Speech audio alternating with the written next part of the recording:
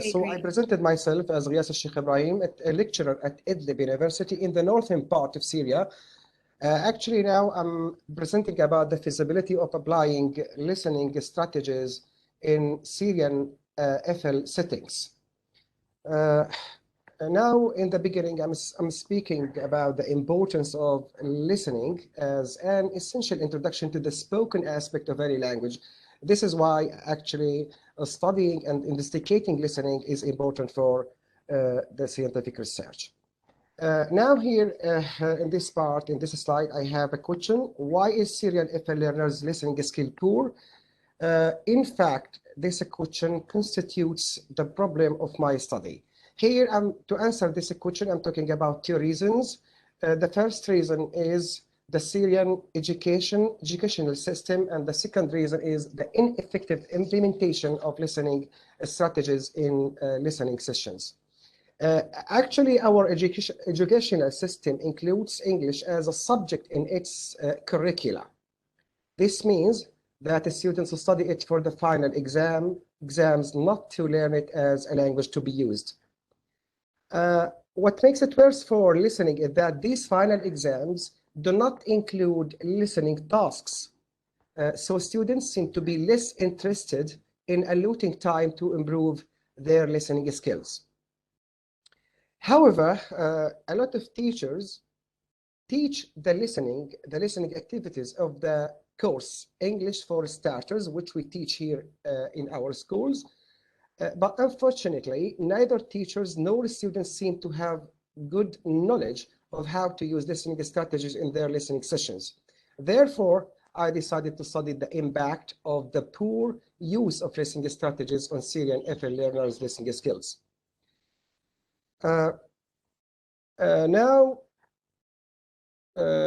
Listening strategies are techniques. Now let me here in this side. What are listening strategies? Actually, listening strategies are techniques or a procedure that can be taken before, during, and after the listening task to make the learning process easier and more productive.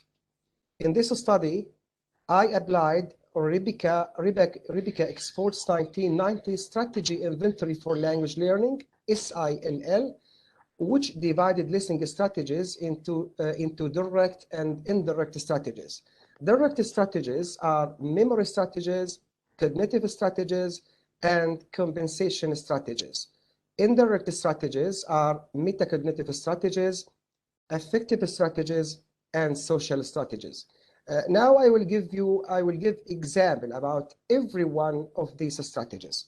Now let me start by the direct strategies. Number one, memory strategies. Actually, these strategies help learners to link one L2 item or concept with another, like like what we use with an image. For example, during the listening task, an image can help the learner to remember something. Now, what about cognitive strategy? These strategies actually are very close to the learning or to the listening task itself. For example, note-taking, summarizing, as you can see, outlining, and even recognizing information. These strategies actually, or these activities are very close and in direct relationship with the listening task itself. Now, what about compensation strategies? It's clear from the name that these strategies help the learner to compensate a missing knowledge while listening. For example, here in this slide, you can see many body movements by which any learner can make use of in order to make up a missing piece of information during the listening task. Indirect strategies, first of all, metacognitive strategies. These strategies actually talk about all what the learner needs during the listening task. Here, if you can see in these lectures, actually, he should manage the time. He should have the headphones or the pens or everything that he needs during the listening task in order to not to waste time during the listening task, and in order to facilitate the listening, the success of his listening to this task. Effective strategy. These strategies actually deal with the emotional side of the learner during a listening task. You know that when we have high level of tense, you know that these levels of tense might negatively affect the listening task, or negatively affects the listening task. Like, for example, the learner should know how to reduce anxiety and feel confident during the listening task. For example, the student can talk about their feelings, reward themselves, etc., in order just to make the tense less as possible, as much as possible. So now here we have social strategies. It's clear from the lectures on the left, I have a very crowded class, and you see that here, actually no interaction. Social strategies teach the learners how to deal with his peers or how to deal with his classmates in the classroom. If you can see in the other two lectures, in the other two pictures, I'm sorry, you can see that the learners are active and they are happy and feel comfortable to interact with each other and even with the teacher. Now, let me come to my study. Now, my study aims at answering 4 research questions. Number 1, what listening comprehension strategies do Syrian FL learners usually use? Question number 2, what is the level of Syrian FL learners' listening skill? Question number 3, does teaching listening strategies improve Syrian FL learners' use of these strategies? Question number 4, what is the impact of listening strategies on Syrian FL learners' English listening skills? Now, first of all, let me speak about my subjects and the parties who participated in this study.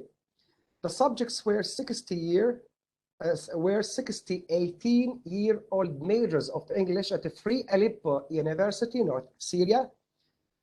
First of all, they all took a proficiency test adopted from Kaplan University website. Of course, here the proficiency test was necessary for me because the course which I used in the treatment required at least intermediate language proficiency level. And this is why I was obliged to choose or to select or to make a homogeneous group of only 49 students, as you can see. So 49 students actually participated in this study. Now, what about the instruments? Now, actually, here we have a listening strategy questionnaire. This listening strategy questionnaire was applied twice. Was applied before the treatment and once more after the treatment. So again, we have a pre-listening test and post-listening test. So one before the treatment and after, and the other is after the treatment. And still, I have listening strategy training course taken from re-listening and the speaking 3 by Craven 2008, just to help answer the third research question. Now for the procedures. Actually, my procedures went through 3 stages. The first one was the preparatory stage. After the participants took the pre-listening test, they were randomly divided into 2 groups. The experiment group, group 1, which consisted of 25 students, and the control group, the group 2, which consisted of 24 students. In this stage, the students of group 1, I mean the experiment group, filled in the pre-listening strategy questionnaire. Of course, here I didn't involve group 2 because I found no need. Simply, those students would not be asked to join the treatment in this study. Now, the treatment stage. The researcher used real listening and speaking 3 by Craven, as I mentioned above. A group 1 followed a listening strategy training course, which lasted for 6 weeks. Here, I'm talking about a period of time that lasted for 6 weeks, specifically 36 hours as a total. Here in this period, I taught the students how to apply the listening strategy theoretically and practically. Now here, so they were given, as I say, theoretical knowledge and about each one of these listening strategies, and 30 hours to practice using these strategies. I would like to emphasize on the practical part of this treatment. Now, what about data collection stage? After the treatment period, both groups took the post-listening test. This enabled me to compare the mean scores of the pre- and post-listening tests. Second, the students of group 1 only, not group 2, the student of group 1 filled again the post-listening strategy questionnaire. This enabled me to examine the development of listening strategies used after the treatment. The results of this study are like now I'm trying here to answer the question. The first question, what listening strategy do Syrian FL learners usually use?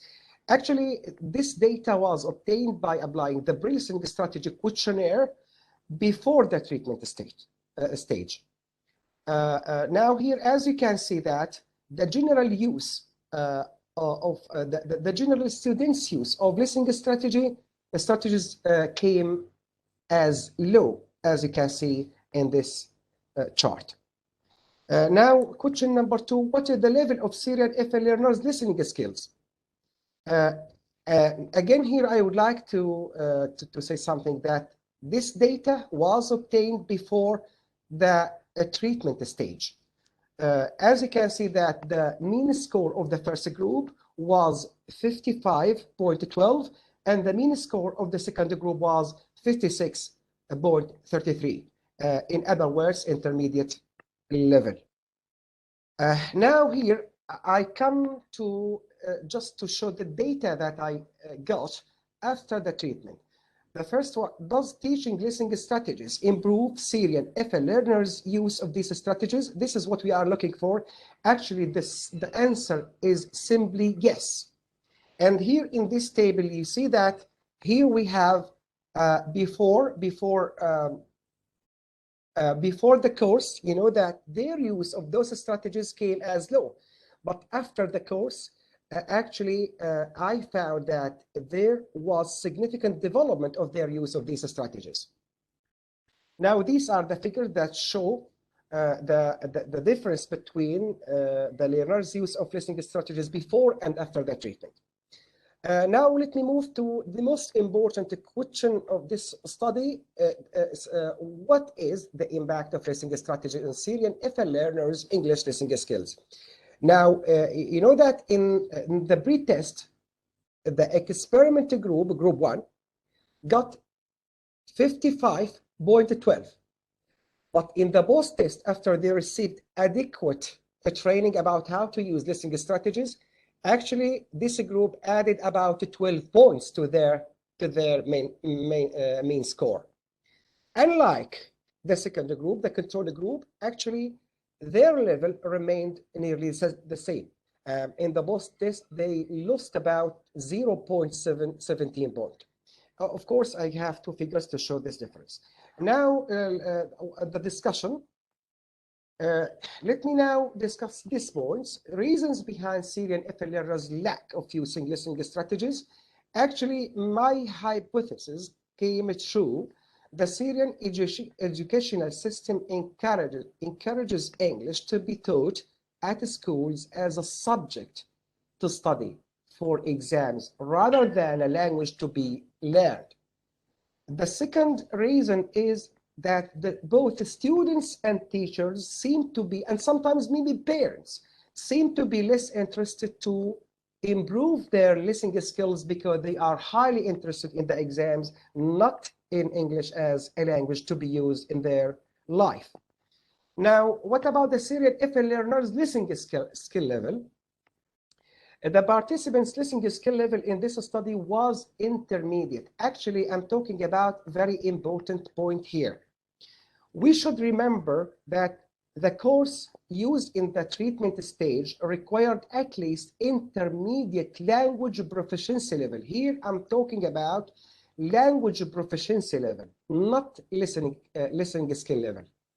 So, which might be the reason behind the participants' intermediate listening skill level. You know, if you remember, if you go back, you will see that their listening skill level was intermediate. But for me, this is not a sign that the students' listening skill levels all over Syria is the same. Why? Because here there is a variable which is the language proficiency level or the intermediate language proficiency level, and therefore, the researcher thinks that the intermediate listening skill level of the participants in this study might not reflect the real listening skill level of the other learners of English in North Syria.